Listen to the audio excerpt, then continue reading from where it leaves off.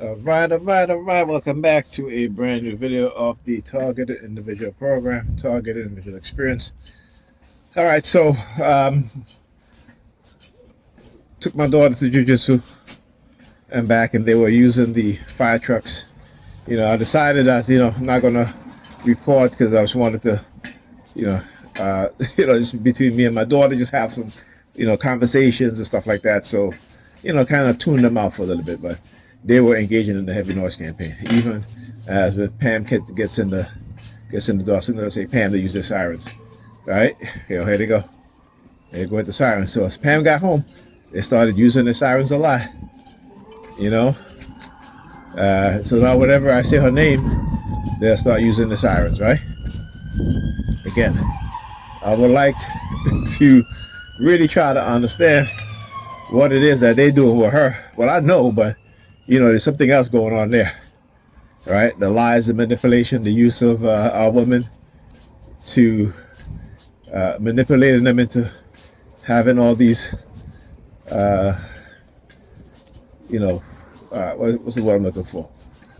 Sexual experiences, orgies and threesomes and all that shit, right? And so, again, causing a rift, a separation, right? And doing it using honey traps, particularly with her, right?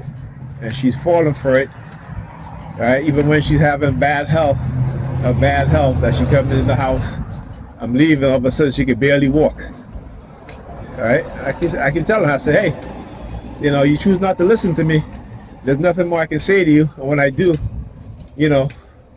it just, if I try to tell you something for your benefit, you just take it and you weaponize it to go do whatever you want, because, somehow me telling you the truth and telling you things that to help you, you weaponize that and you use that as a fuel to go do whatever it is that you're doing. Don't use me as a tool to motivate you in that way. All right? I'm trying to motivate you in a positive way. I'm trying to make you have some understanding to become more self-aware of your condition and what it is that they're doing to you.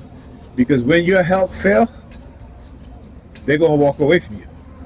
That's how they are. And you're going to become jaded because I'm not helping you. I'm not doing it. I've done it too many times to be, spoken to in a disrespecting, condescending way. Again, I've been through it too many times, which most men wouldn't even put up with that. Right? So there you go. So I can tell you, you can keep listening to the people who are sent to manipulate you, and the only thing you're not getting anything out of it. Yeah, you might get to go out, but that's about it. You might get to go out, and then whatever, you have sex afterwards, and that's it. That's all you're getting out of it. Nothing else. Right? You're not getting no ring. You're not getting no commitment. You're not getting no relationship. What you're getting is a situationship, and that's how most women today, particularly the European-minded women, that's what they accept and that's what they want, because they all competing for the same type of man, right? So when you look at, again, when you look at who is, which group of women are constantly getting STDs, transmitting STDs, it is the European women, right? And they can't blame the men, because again, most men are not having sex. Particularly most black men are not the type of men that they would deal with, okay? Right? There's just a small selection of men that they're choosing to continue to have sex with. And, so again, going back and forth, but no one holds these women accountable. They'll always blame the man. You always just say the man did this, the man did this. What is the woman? As a man, if you ever had an STD, it was because you slept with a woman who had an STD, right? And as a woman, if you had an STD, it's because you slept with a man who had an STD. And then you look at the cheating rate between men and women, they're about the same. But what they don't tell you is that women cheat more than men. So I want you to understand that. And how do we know this? How do we know this? Well, we know this because when you look at paternity cases, right, a lot of these women are sleeping with 2, 3, 4 guys, right, at the same time. Right? A lot of them are racking up bodies because they're trying to be like men. All right. So again, instead of teaching these young women that, listen, you can't be, you can't be sleeping with every Tom, Dick, and Harry that has a nice car. All right, because you see other women wanting him, that you're gonna try to take another woman's man. You know what I'm saying? That is the mindset, right? It is a competitive mindset that these women have that works against themselves and each other, and it is not competitive in the right way. It's all in the wrong way. I was watching the video of the woman who shot the pastor. She killed him because he was having an affair with her, and he wouldn't leave his wife. Right? So when I talk about these things, like I said, I don't just talk about them, just talk about them. In your predator department, of course, using their psychological color warfare, right? Yeah. Right? Okay, I understand what it is that they do. Okay? I understand what it is that they do. 78th precinct. That precinct is one of the biggest gangs in Brooklyn. Okay? And they are a gang, a criminal gang. Right, and so anyway, as I was saying, right, this is what they do. This is and again, because our women don't want correction, right? They don't want correction, and now that the white supremacists have used them to the point where now they're discarding them, right? So they're losing their jobs. Right, and again, when women tend to not understand, particularly black women, European women, I should say, when they don't quite understand the system of white supremacy, the system will use them against each other, against their men, and against their children.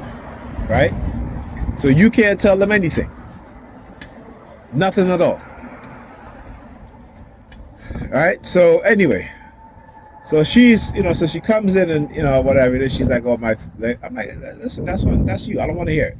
I'm tired of hearing it. How many times I've walked in there, I'm like, my back is hurting. How many times I've done things for her and injured my back, and she wouldn't even give me a massage, right? Literally, I would give this woman a foot massage for an hour, 2 hours. Bought her a machine. I bought her those foot baths with the rollers and everything like that, right? So when she comes home, she can soak her feet in some Epsom salt or whatever, and no, she wouldn't do it. She wouldn't do it. I had the water run, all that stuff. No. It is sometimes, like I said, she's the mother of my child. I want what's best for her, what's best for our kids. But I'm not going to continue to destroy my health and my back trying to, support her, right? While she ignore, what it is that I go through. I'm saying I'm not going to do that anymore. So when she's talking about, or she has to have surgery on her feet, I'm like, yeah, good luck with you, girl. Good luck. Because, if you don't start training these kids to get up early in the morning, if like Saturday, her and the children were up until 4 o'clock. And she was very proud to say, too, we were up till 4 o'clock Saturday night, which is crazy. Which is crazy to me. Here in your predator department. Right? I mean, it's ridiculous. I walked in there today, and my daughter, again, her area is like really messy, and her mother not gonna clean up. Her mother makes, just like I said, she make more mess than anybody else. But we'll look at look at the kids and be like, oh, they need to clean up. But yet she refused to clean up. She just keep making more mess. And the notion, because it's her apartment, that nobody can say nothing to her. So, you know what? Fine. I'm not stressing myself out. I'm not cleaning up as much as I used to. I'm not doing it. When it gets to the point where I can't take it, then I'll clean the living room. That's it, though. You know what I'm saying? That's it, though. Because again, the minute I say something, she has all her craft and stuff all on the couch again. And it's just like, listen, like you're telling us, you put the kids in therapy for their issues, but you can't see the connection that the reason they have the issues is because of you. Because of who their mother is. All right, look, they're part of the department. Oh, they're coming around a lot now, so they must feel emboldened as shit. That's what it is. Look. You come all the way down here just to make a U-turn, right? they are emboldened as heck, man. Look at them, another one. Another one. Right?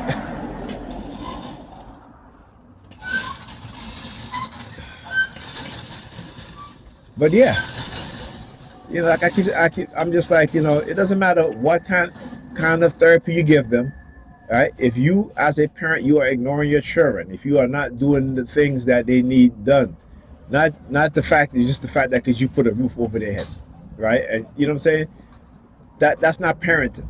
That's called being an adult. And you have kids. Parenting is making sure they go to bed on time, making sure they do their homework, making sure you're teaching things to instill good character traits, good study habits, all the things that children need to grow up.